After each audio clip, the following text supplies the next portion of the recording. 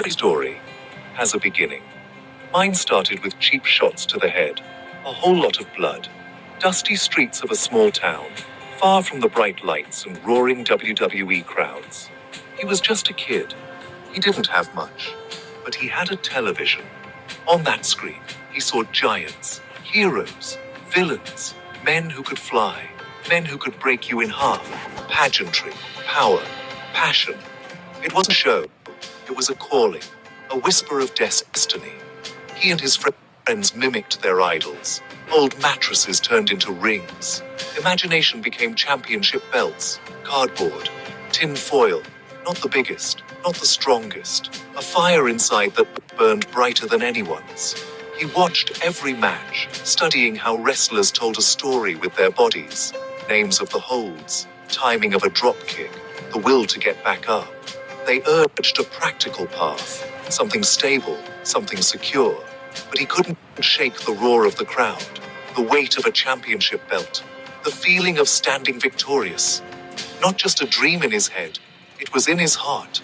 He promised the kid in the dusty street he wouldn't give up. The world of professional wrestling is not a kind place. When Achintya finally made it to a wrestling school, he was a small fish in an ocean of sharks. Bigger, stronger, more experienced. Trainers pushed him until his bones felt like they'd break and his lungs would give out. Every day tested his resolve. He got his butt kicked. A lot. The cheers he imagined were replaced by cold, half-empty halls. Maybe he wasn't cut out for this. Maybe he was just a fool chasing an impossible dream. Seeing others rise while he struggled was brutal. It felt like running in place, but he remembered that kid and the promise he made. Every loss became a lesson. Every injury, a story. He saw the gauntlet not as a barrier, but as a forge. Burn away the weaknesses, harden the spirit, shape the warrior he needed to become. He would not break. They stretched him, chopped him, slammed him. Each loss stung, but he kept coming. Doubt lingered, but respect started to flicker. The first chants of his name broke through the silence. Giving up was not an option. So Achintya doubled down.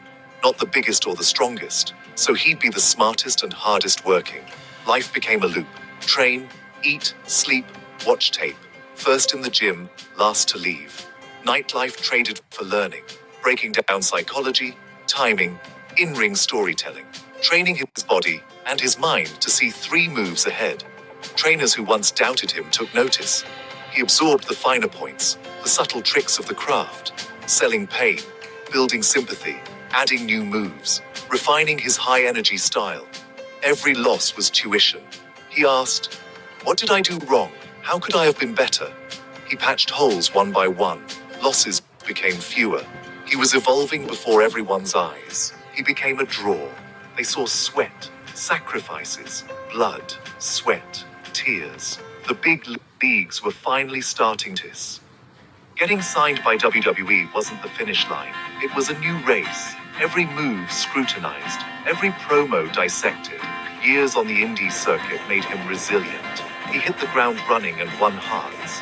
Their first encounter, he was decimated, left broken in the middle of the ring.